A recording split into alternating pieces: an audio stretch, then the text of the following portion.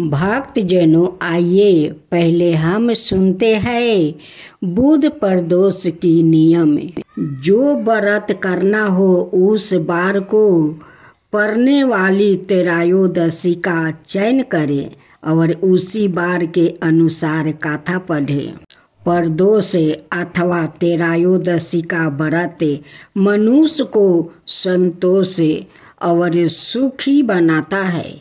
इस व्रत से संपूर्ण पापों का नाश होता है।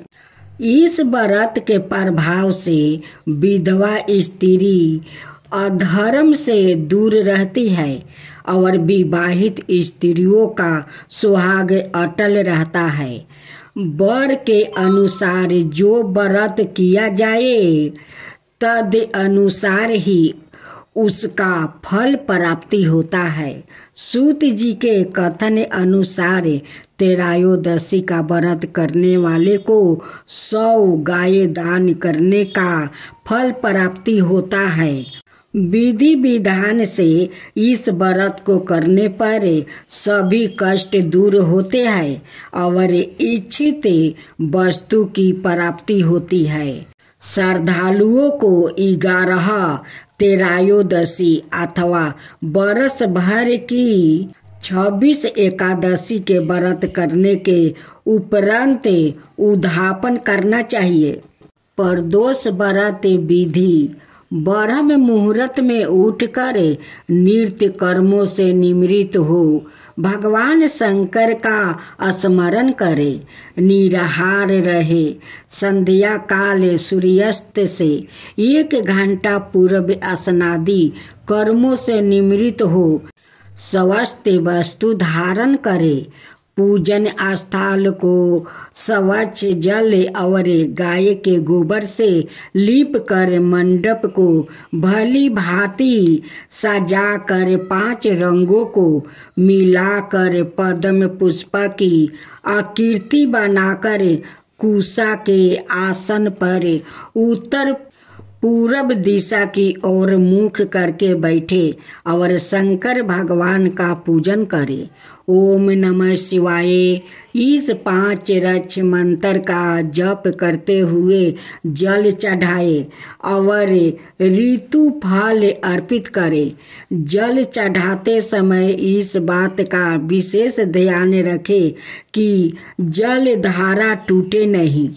इसी प्रकार मंत्र का जप लयबद्ध हो। जल चढ़ाते समय यदि आंखें खुली हुई है तो दृष्टि जल धारा पर टिकी हो और यदि भाव में आंखें बूंद गई हो तो ध्यान जप के शब्दों अर्थ के साथ चल रहा हो।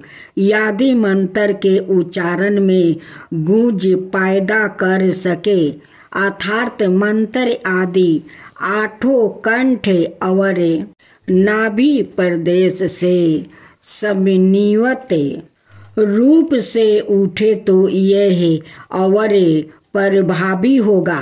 भक्त जनों, अब हम श्रवण करेंगे बुध प्रदोष व्रत कथा। सूत जी आगे बोले, बुध त्रयोदशी प्रदोष व्रत से सबरे कामनाएं पूर्ण होती है।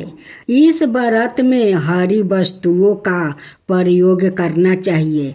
शंकर भगवान की आराधना धूप बेलपत्र से करना चाहिए।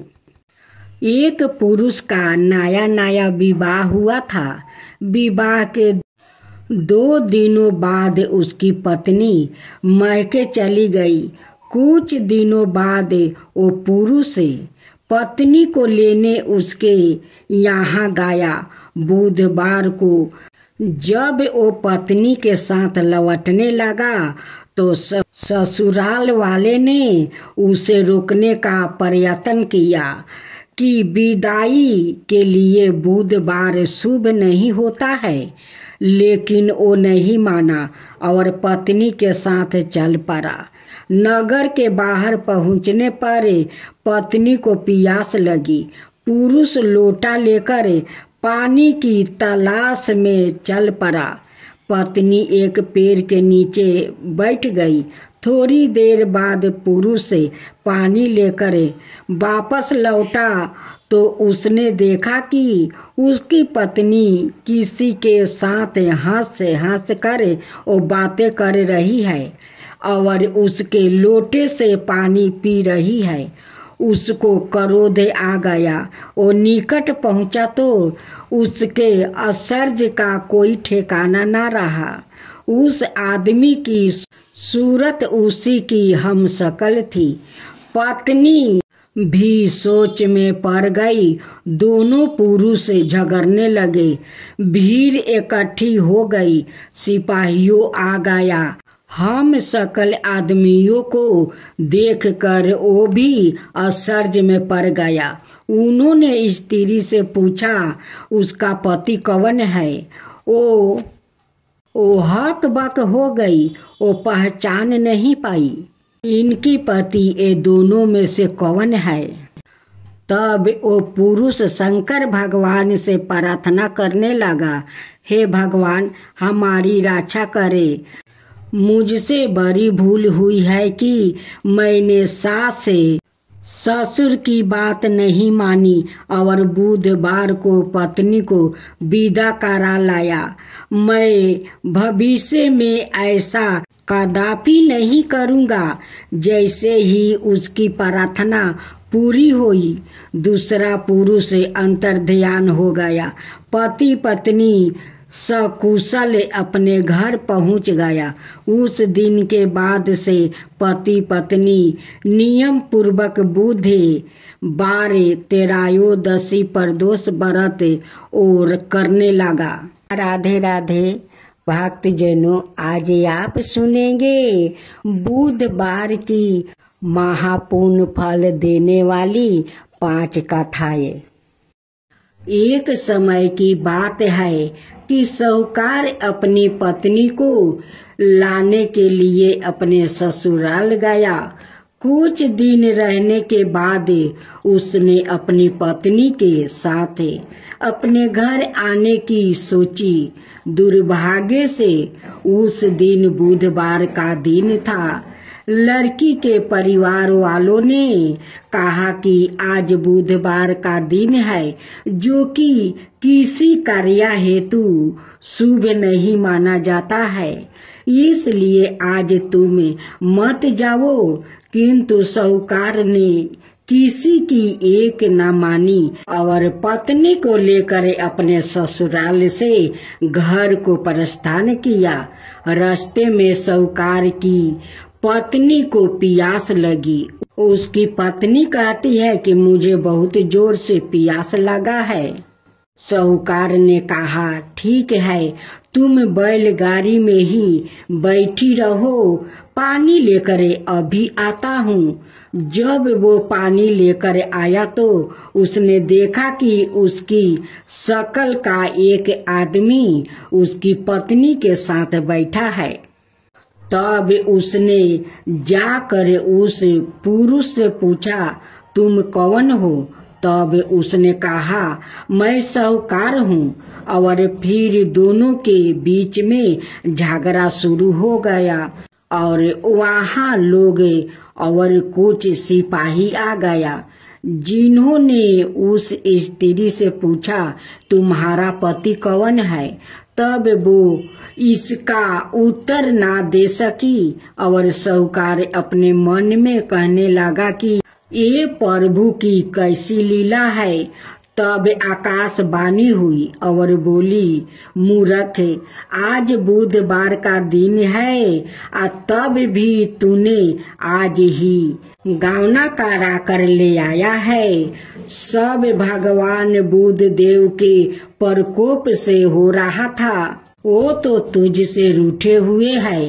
तब साहूकार ने भगवान बुध देव से क्षमा याचना किया। तब वो आकाशवाणी खत्म हो गई और इंसान के रूप में आए बुध देव भी अदृश्य हो गया। और फिर साहूकार अपनी पत्नी संग घर गया और भगवान बुद्ध देव की पूजा की। जो भी इस व्रत गाथा को सुनता है और उसको बुधवार की यात्रा करने का पाप नहीं लगता है। अब सुने दूसरा। समतापुर नगर में मधुसूदन नाम का एक व्याकित रहता था। वो बहुत धन्यवान था। मधुसूदन का विवाह बालरामपुर नगर की सुंदर और गुणवती लड़की संगीता से हुआ था। एक बार मधुसूदन अपनी पत्नी को लेने बुधवार के दिन बलरामपुर गया। मधुसूदन ने पत्नी के माता पिता से संगीता को विदा करने के लिए कहा। माता पिता बोले, बेटा आज बुधवार है, बुधवार को किसी भी शुभ कार्य के लिए यात्रा नहीं करते। लेकिन मधुसूदन नहीं माना। उसने ऐसी शुभ अशुभ की बातों को नहीं मानने की बात कही। तब आग्रह करने पर संगीता के माता पिता ने बेबस होकर दोनों को विदा कर दिया। दोनों ने बैलगाड़ी से यात्रा आरंभ किया। 2 कोस की यात्रा के बाद उसकी गाड़ी का एक पहिया टूट गया। वहां से दोनों ने पैदल ही यात्रा शुरू की। रास्ते में संगीता को प्यास लगी। मधुसूदन उसे एक पेड़ के नीचे बैठाकर जल लेने चला गया। थोड़ी देर बाद जब मधुसूदन कहीं से जल लेकर वापस आया तो वो बुरी तरह हैरान हो उठा, क्योंकि उसकी पत्नी के पास उसकी ही शकल सूरत का एक दूसरा व्याकित बैठा था। संगीता भी मधुसूदन को देखकर हैरान रह गई। वो दोनों में कोई अंतर नहीं कर पाई। मधुसूदन ने उस व्याकित से पूछा, तुम कौन हो और मेरी पत्नी के पास क्यों बैठे हो? मधुसूदन की बात सुनकर उस व्याकित ने कहा, अरे भाई, यह मेरी पत्नी संगीता है। मैं अपनी पत्नी को ससुराल से विदा कराकर लाया हूँ। लेकिन तू कौन हो जो मुझसे ऐसा प्रश्न कर रहे हो? मधुसूदन ने लगभग चीखते हुए कहा, तुम जरूर कोई चोर या ठग हो। यह मेरी पत्नी संगीता है। मैं इस पेड़ के नीचे बैठाकर जल लेने गया था। इस पर उस व्याकित ने कहा, अरे भाई, झूठ तो तुम बोल रहे हो। संगीता को प्यास लगने पर जल लेने तो मैं गया था। मैंने तो जल लाकर अपनी पत्नी को पिला भी दिया है। अब तुम चुपचाप यहाँ से चलते बनो, नहीं तो किसी सिपाही को बुलवा कर तुम्हें पकड़वा दूंगा। दोनों एक दूसरे से लड़ने लगा। उन्हें लड़ते हुए देखकर बहुत से लोग वहां एकत्र हो गया। नगर के कुछ सिपाही भी वहां आ गया। सिपाही उन दोनों को पकड़कर राजा के पास ले गया। सारी कहानी सुनकर राजा भी कोई निर्णय नहीं कर पाए। संगीता भी उन दोनों में से अपने वास्तविक पति को नहीं पहचान पा रही थी। राजा ने दोनों को कारागार में डाल देने के लिए कहा। राजा के फैसले पर असली मधुसूदन भयभीत हो उठा। तभी आकाशवाणी हुई, मधुसूदन, तूने संगीता के माता पिता की बात नहीं मानी और बुधवार के दिन अपने ससुराल से प्रस्थान किया। यह सब भगवान बुद्ध देव के प्रकोप से हो रहा है। मधुसूदन ने भगवान बुद्ध देव से प्रार्थना की कि हे भगवान बुद्ध देव, मुझे क्षमा कर दीजिए। मुझसे बहुत बड़ी गलती हुई है। भविष्य में अब कभी बुधवार के दिन यात्रा नहीं करूँगा और सदाए बुधवार को आपका व्रत किया करूँगा। मधुसूदन के प्रार्थना करने से भगवान बुद्ध देव ने उसे क्षमा कर दिया। तभी दूसरा व्याकुत राजा के सामने से गायब हो गया। राजा और दूसरे लोग इस चमत्कार को देखकर हैरान हो गया। भगवान बुद्ध देव की इस अनुकंपा से राजा ने मधुसूदन और उसकी पत्नी को सम्मान पूर्वक विदा किया। कुछ दूर चलने पर रास्ते में उन्हें बैलगाड़ी भी मिल गई। बैलगाड़ी का टूटा हुआ पहिया भी जोड़ा हुआ था। दोनों उसमें बैठकर समतापुर की ओर चल दिया। मधुसूदन और उसकी पत्नी संगीता दोनों बुधवार को व्रत करते हुए आनंद पूर्वक जीवन यापन करने लगा। भगवान बुद्ध देव की अनुकंपा से उनके घर में धन संपत्ति की वर्षा होने लगी। जल्दी ही उनके जीवन में खुशियां ही खुशियां भर गई। बुधवार का व्रत करने से स्त्री पुरुष के जीवन में सभी मंगल कामनाएं पूरी होती है और व्रत करने वाले को बुधवार के दिन किसी आवश्यक काम से यात्रा करने पर कोई कष्ट भी नहीं होता है। गणेश जी की कथा। एक बुढ़िया थी, वो बहुत ही गरीब और अंधी थी। उसके एक बेटा और बहू थी। वो बुढ़िया सदाए गणेश जी की पूजा किया करती थी। एक दिन गणेश जी प्रकट होकर उस बुढ़िया से बोले, बुढ़िया माँ, तू जो चाहे सो मांग ले। बुढ़िया बोली, मुझसे तो मांगना नहीं आता है, मैं कैसे और क्या मांगू। तब गणेश जी बोले, अपने बहू बेटे से पूछ कर मांग ले। तब बुढ़िया ने अपने बेटे से कहा, गणेश जी कहते हैं तू कुछ मांग ले, बताओ मैं क्या मांगू। बेटा ने कहा, माँ तू धन मांग ले। बहू से पूछा तो बहू ने कहा, नाती मांग लो। तब बुढ़िया ने सोची कि यह तो अपने अपने मतलब की बात कर रहा है। अतः उसे बुढ़िया ने पड़ोसिन से पूछा तो उसने कहा, बुढ़िया तू तो थोड़ी दिन जिएगी, क्यों तू धन मांगे और क्यों तू नाती मांगे।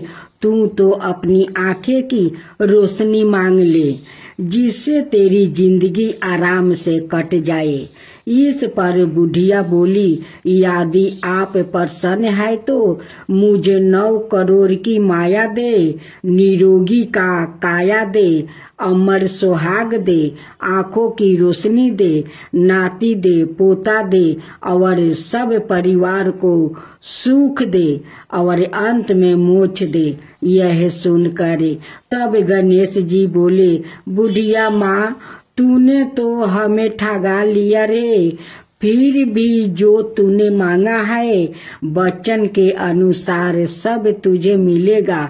और यह कहकर गणेश जी अंतर्ध्यान हो गए।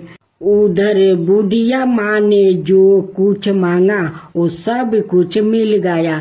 हे गणेश जी महाराज, जैसे तुमने उस बुढ़िया माँ को सब कुछ दिया वैसा ही सबको देना।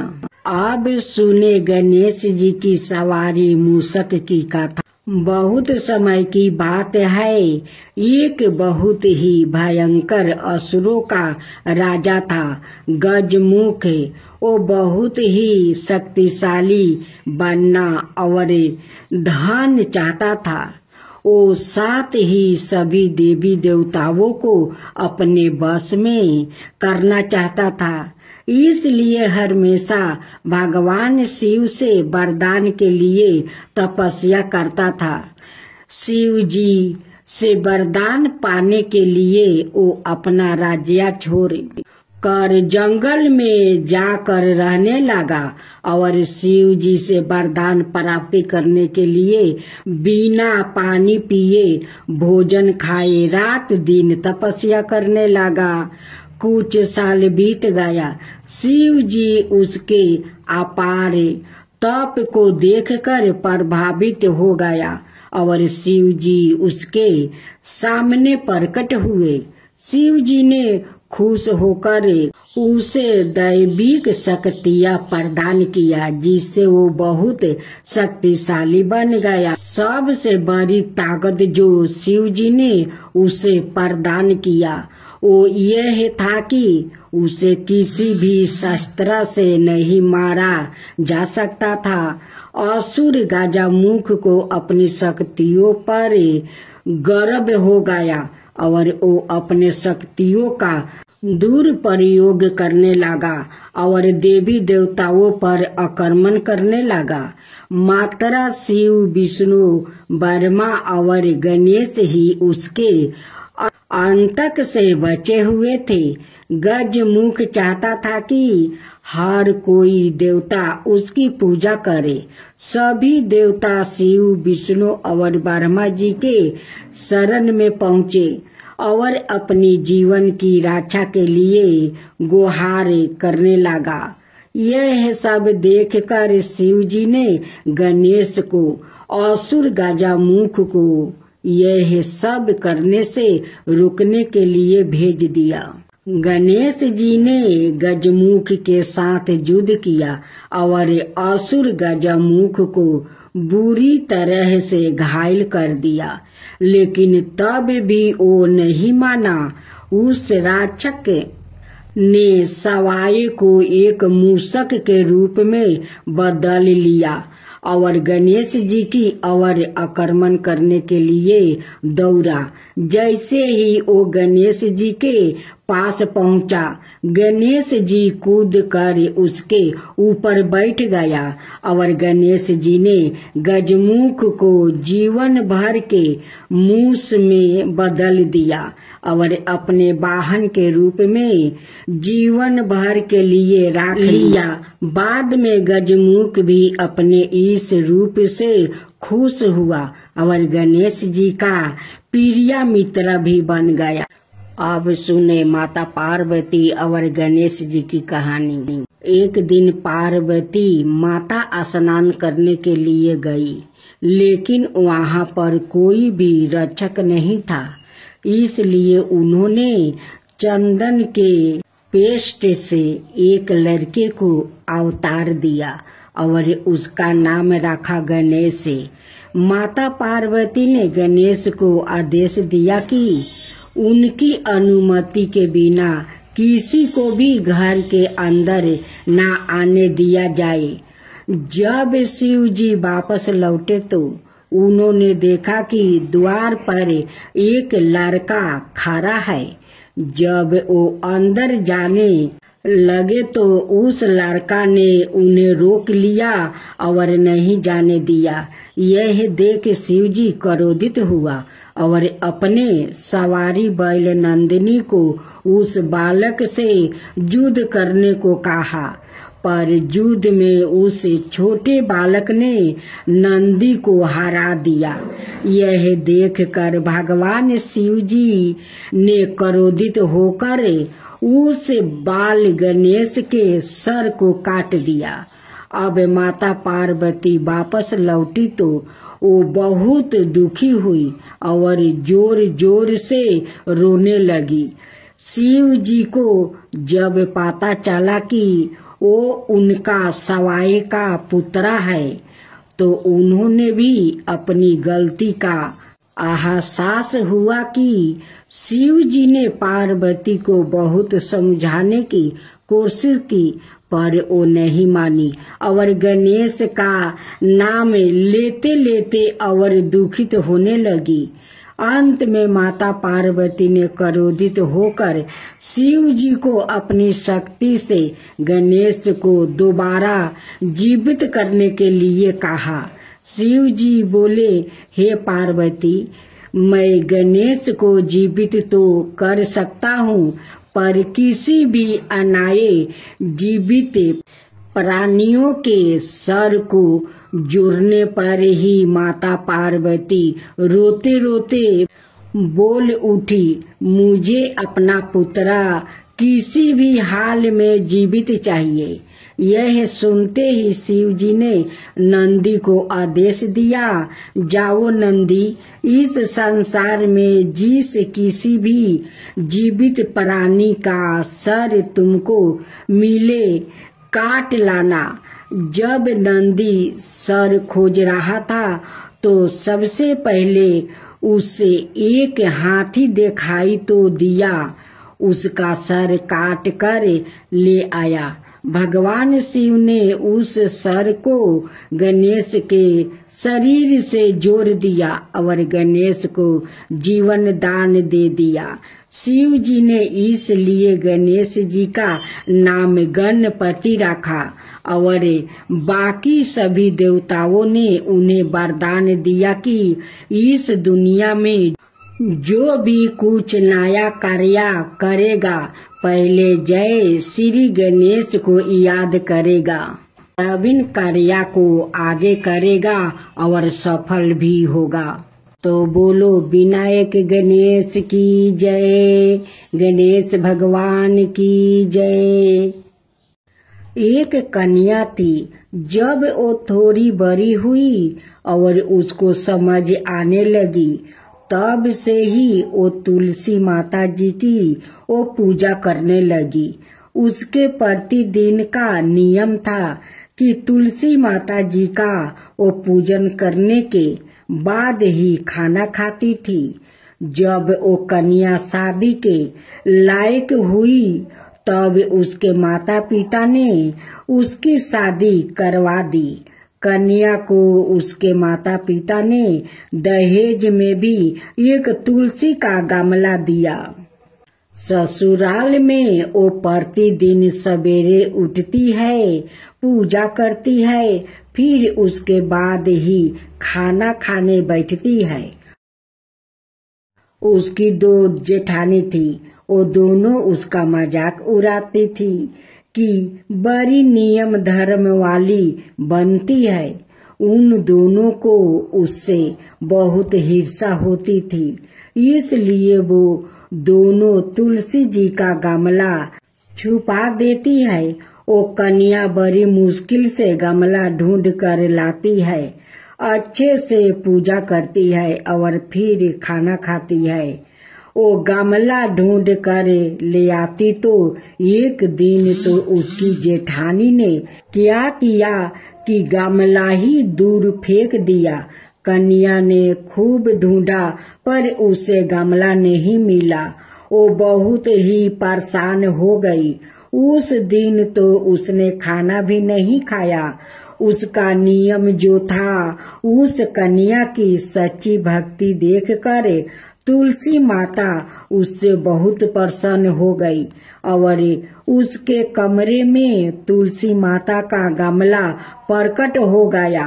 अगले दिन सुबह जब वो उठी तो क्या देखती है कि उसके खाट के चारों कोने पर तुलसी माता का गमला आ गया है।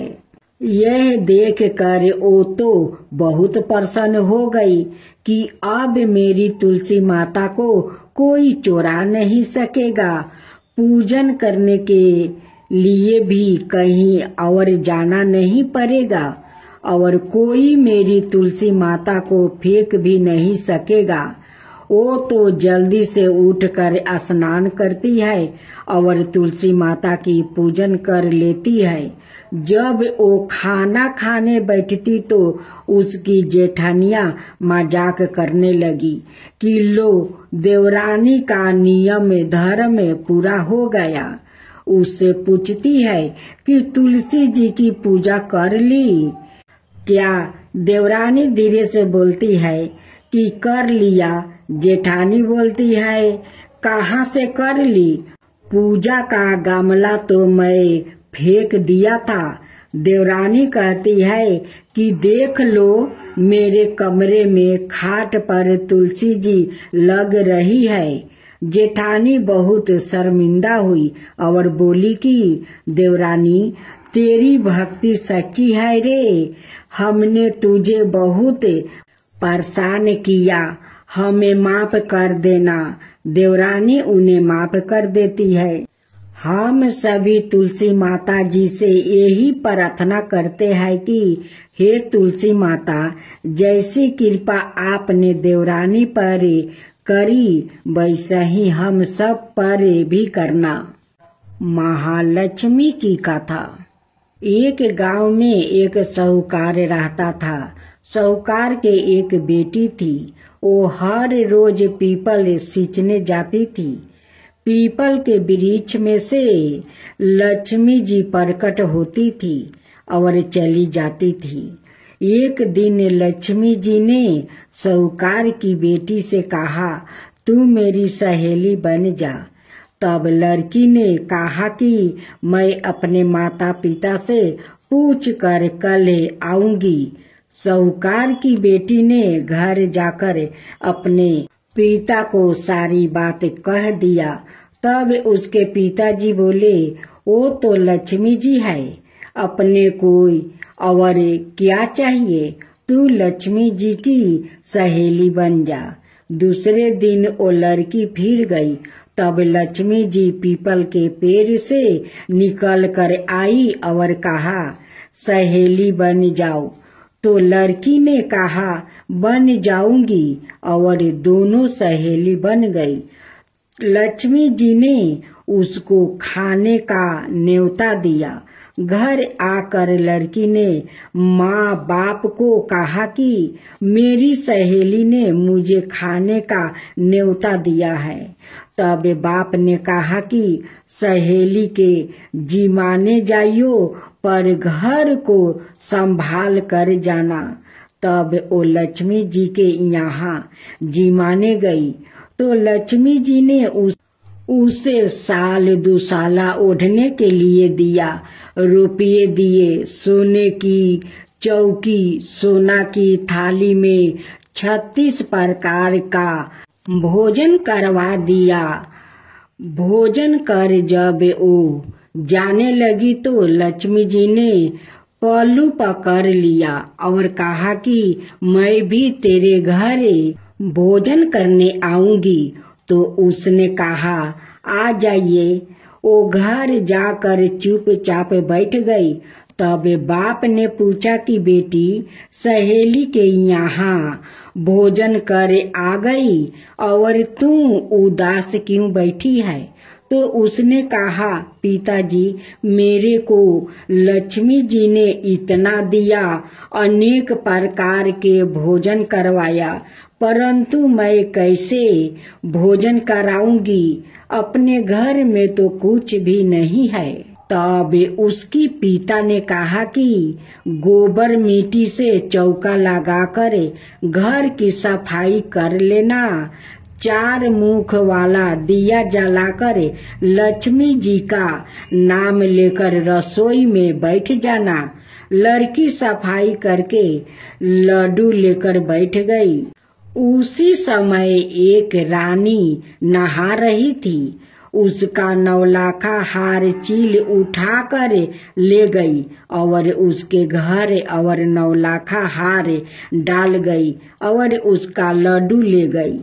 बाद में वो हार को तोड़कर बाजार में बेचने गई और सामान लेने लगी। तो सोनार ने पूछा कि क्या चाहिए?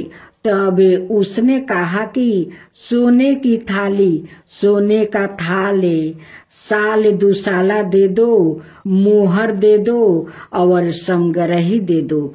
36 प्रकार का भोजन हो जाए, इतना सामान दे दो। सारी चीजें लेकर बहुत तैयारी करी और रसोई बनाई। तब गणेश जी से कहा कि लक्ष्मी जी को बुलाओ। आगे आगे गणेश जी और पीछे पीछे लक्ष्मी जी आई। उसने फिर चौकी डाल दी और कहा, सहेली चौकी पर बैठ जाइए।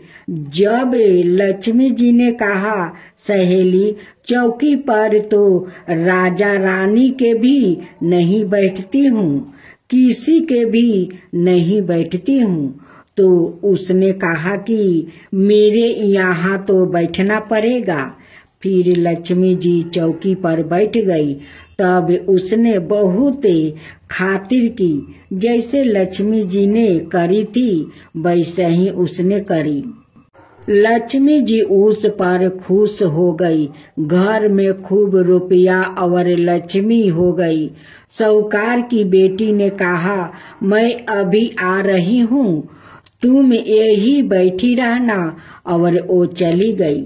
लक्ष्मी जी गई नहीं और चौकी पर बैठी रही। उसको बहुत दौलत दी। हे लक्ष्मी जी, जैसे तुमने साहूकार की बेटी को दिया वैसे ही सबको देना।